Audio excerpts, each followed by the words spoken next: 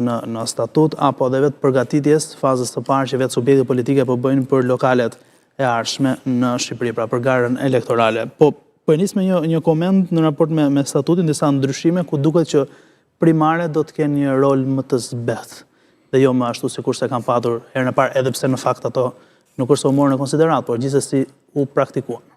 Primaret e 2023-shit ishin pothuajse reale, pak të ndryshime. Kandidat për kryetar bashkie kishte na 3, na 4 në përbashki apo na 2. Dhe kush fiton të primaret, konkuroj në 2023.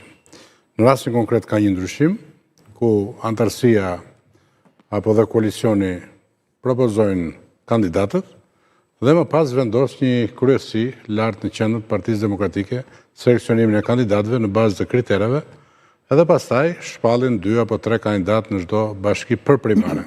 Dhe kjo është një risi e mirë, megjithëse unë e kam thënë që më herët që jam kundra primareve, por jam pro zgjedhjes së kandidaturave të cilat çojnë në fitore Partinë Demokratike dhe Opozitën e Bashkuar në bashkitë e Shqipërisë në jug dhe në veri. Po si mund të zgjidhen ata? Këto, sipas procedurës, është antarësia sipas seksioneve, grup seksione të cilët propozojnë kandidatët për kryetar bashkie në bazë bashkie, dhe më pas të cilët mund të jenë 5, 10, plus edhe propozime që do japin dhe partitë aleate, dhe pastaj vendos kryesia. Mendoj që për partitë aleate nuk e di, zbesoj që të ketë primare, gjithsesi ngelet vendimarrja që do të jetë në vazhdimsi. Është kjo një formë në cilën ju besoni që do të, edhe kjo është për dyja forcat politike, do të jeni i zgjedhur i forcave politike të dyjave, Partisë Demokratike dhe PL-s, për që në garën elektorale? Është një pyetje që më bëhet shpesh, kam një natyrë që nuk të riqem në padrejtësit. 2023 moralisht e fitova bashkinë e Kuçovës, dhe të gjithë banorët e Kuçovës e dinë betejnë ligjore, politike, morale, që kanë bërë këto 3 vite, në kazazën e krimit me një qendër kulture, me një derë të fshetë sekrete, ku nduruan kutit, por edhe denoncimet që janë bërë nga ana ime në SPAK, e cila vazhdon me fjalë të zvarrisë së timet. Çështja është a do të qëndroni, se ju mund të keni dëshirë, a do ju japin besimin? Unë do të jem kryetari i bashkisë me një fitore historike për herë të parë në Kuçovë, dhe me ndryshim historik, për të thënë popullit Kuçovës, të djadhëve dhe të majtëve të ndershëm, që brenda një viti Kuçova do ndryshoj tërësisht, dhe të gjithë do habiten se si do të faktoj me punët e mia, me veprat,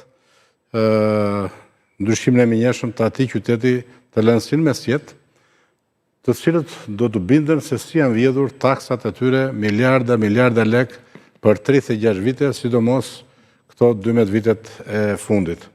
I kam dhe në provat, ngjitur me Kuçovën është komuna të lagut, komuna më madhe, të cilën për 2 vjet e gjysmë çfarë kanë bërë unë kanë ngel, ndryshoi komplet në infrastrukturë, nga Majë Qereshniku deri në Lumas, të gjitha rrugët të bëra, po kështu qendra shtetësore,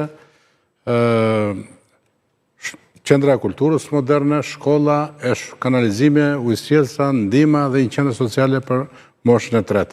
Pra, po t'jesh njeri i veprave, po ta kesh mendjen të lësh gjurëm, po ta kesh mendjen të jesh i hapur me qytetarët dhe të jesh non-stop në punë, dhe t'i përkrahesh ata, detyrimisht do të lësh gjurëm. Kështu që unë kam një bindje totale të një mbështetje absolute, gjë që e provova edhe në 2023. Pavarësisht se në 2023 nuk kisha komisioner numërues, mungonte dhe vula e partisë, edhe lufta u bë shumë e madhe me çuçin e familjes oligark, bandit, edhe gjithë patronazhistë që ishin me radhë. Megjithatë prap moralisht kemi fituar përveç grabitjes që u bën atë bashki. Nëse mund më shoni një kuriozitet në zgjedhjet që u bën ose votimi i antarësisë për kreun e ri të Partisë Demokratike, ju keni votuar? Po. Ju jeni me Partinë Demokratike, ju jeni me Partinë e Lirisë apo me Partinë Socialiste? Unë jam drejtues politik i Partisë Lirisë, jam antar i